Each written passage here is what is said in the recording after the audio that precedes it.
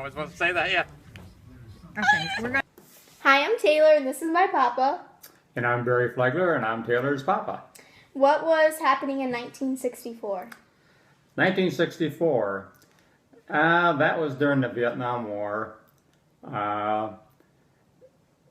It was kind of scary. All the males in the family had to sign up as soon as they got out of school for the selective service. And then it was a draft, so you'd be drafted into the service. And the only way you were exempt is if you were going full-time or if you was the only male on the farm working on a farm. Otherwise, you was required to join the service. They would draft you, and then you went in automatically. So, even if you were disabled or anything, you still. If you were disabled, but doesn't seem like there was that many disabled people. I don't know. What was your first memory of having to deal with people of color? I guess my first memory would be probably in high school on the wrestling team.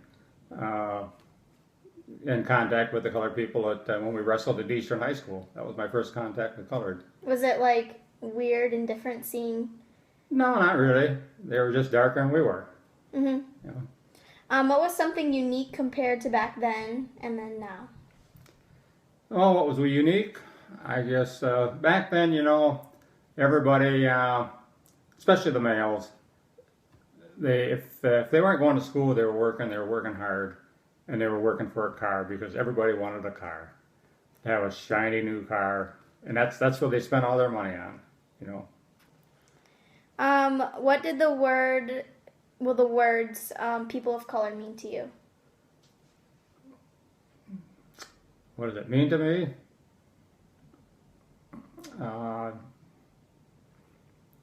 They're just another color, like black or Indians are red, and Spanish are darker brown. Just that everybody's the same. See, there wasn't many colored people around the Lansing area at that time, or the St. John's where I went to school. But I do remember when I went to Florida, and that was in the 60s, and they would have separate bathrooms for the colored and the white. I remember that. That was different, seeing that? Yeah, it was different. And they wouldn't eat in the same restaurant as what the white people did. Was there just like signs posted up that said they couldn't? Yeah. Oh, that's sad. Yeah.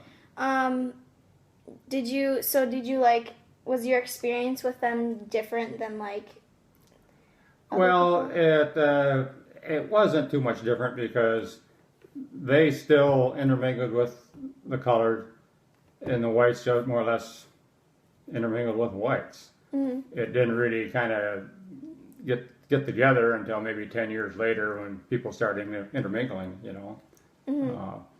So there was no conflicts. The colored, they seemed to stay where they were before. Even though they were free and they could go to the restrooms in the restaurants and what have you. There wasn't too much difference for a few years, So on great-grandma's farm, there was like lines of segregation? Well, when we lived on the farm there, yes, there was a line there, and it is called Dexter Trail, and that's the road that goes through Michigan. And we lived on the east side of Dexter Trail, which is all German Lutheran, because our whole area was German people.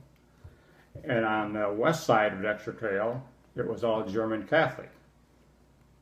And so, at that time, the Catholics, they stayed on the one side, the Lutherans were on the other side. And whenever a property would come up for sale on one side, if it was Lutheran, they would all try to buy it because they didn't want the Catholics. Mm-hmm. And the Catholics on the other side did the same thing.